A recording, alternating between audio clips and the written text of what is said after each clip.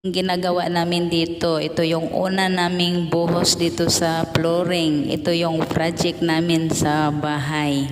Kaya ginamitan namin dito ng sir ang gamit namin dito sa pagpabuhos namin dito sa flooring. Kaya ito kami sa isang grupo, tulong-tulong. At ako naman ang taga-assist kung ano mga kailangan, kung ano ibibigay ko, iabot ko. Tapos may gumagawa pa dyan sa taas, sa may ceiling. Nagkabit yan ng sa plumbing. Kaya sa ganitong trabaho natin, sa pagtulong-tulong, madali lang ang trabaho natin. Tsaka hindi naman mabigat.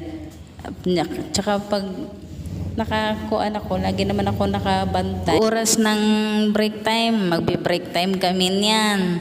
At ako naman ang taga-ipon dyan sa mga sako, yung sa mga basyo ng mga graba, buhangin, simento.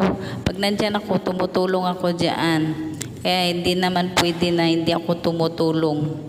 Basta kaya ko lang. Siyempre, mabigat yung mga ano niyan eh. Yung iba dyan nagkuha sa mga nakasakong mga graba, naghahakot din sila. At ako naman ang yung tagabantay kasi minsan nagtatawag yung boss namin. Nag-update yan sa trabaho namin. And lagi lang natin bantayan ng mga trabaho. Kasi ako yung inaasahan dyan magbantay.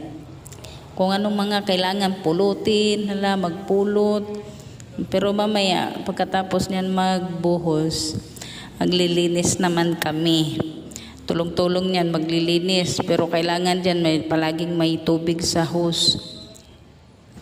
Sa trabaho kasi, tulong-tulong naman ang kailangan. Pakisama sa mga tao. Ayan o, nandyan naman ang forma namin. Masaya kami dyan, nagbubuhos. Kasi pagdating ng pag-break time, may snack kami. Pag nagutom, kakain. Sa mga supporters dyan, thank you for watching and supports lang sa mga ka-viewers ko. Alam mo, mainit kaya dyan sa loob. Kasi wala kaming kahangin-hangin dyan sa loob. Kulob kasi to. Kulob yan ang bahay na yan. Kaya tiis talaga kami, ligo-ligo kami sa pawis dyan. Pagdating ng kuwan, relax din lang namin mag-relax o baliks na naman kami sa trabaho. Pero nag-ano na sila, yung isa binarahanan niya yung buhos para magpantay. Yung isa may taga-bara, yung iba naghahakot, yung iba naglagay doon sa mixer.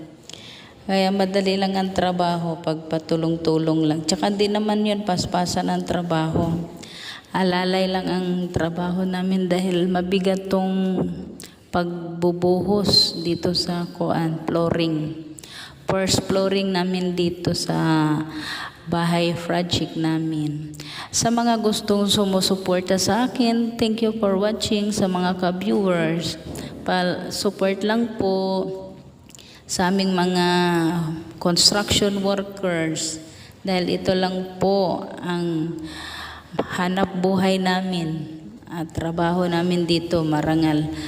Malaki pa tong project namin dito kasi umpisa pa lang yan, buhos pa lang yan sa flooring. Hindi pa yan mabuo lahat ng pagbubuhos.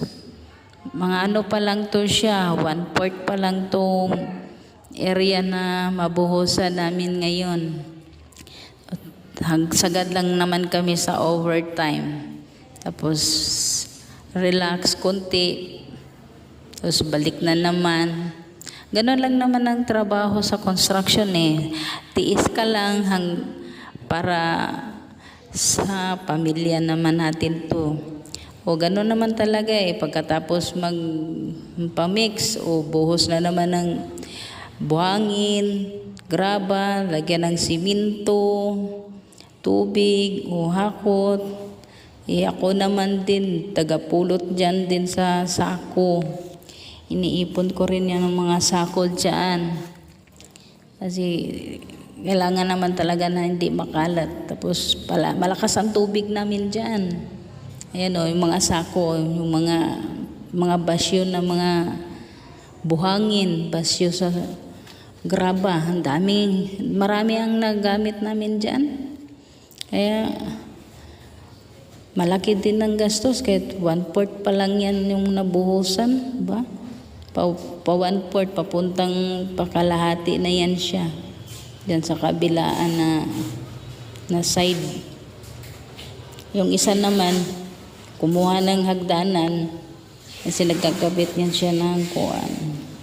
Nakakabit din siya diyan sa ceiling sa plumbing niya, sa mga PVC pipe. May iba-iba kasi ang trabaho eh. May nagpa-plumbing, may nagbubuhos. Ako din, nagbabanta makyat na siya diyan sa taas kay kakabit niya siya diyan sa plumbing. Nandiyan naman si Foreman, nag-asikaso diyan sa buhos namin. Tapos kinuha niya yung hagdan kay masagabal dyan sa trabaho. Ayan diba? Malinis yung area na pagbuhusan namin. Nakatamper naman din yan. Tinamperan yan. Ang isa kuha sa siminto kay buhos. Maganda yung pagkabuhos namin dyan. Kahit ganyan lang ang mga hitsura. Pero maganda ang pagkabuhos niyan. Nakatamper mo na yan. Tapos binakalan. Pero inayos yan pagtamper. Bago siya binuhusan. Habang di mo na paikot ang mixer, parelax mo na ng konti. Pagod kaya maghakot ng buhangin. Graba, tsaka siminto. Mabigat yung trabaho din yan, yung pagbubuhat ng simento.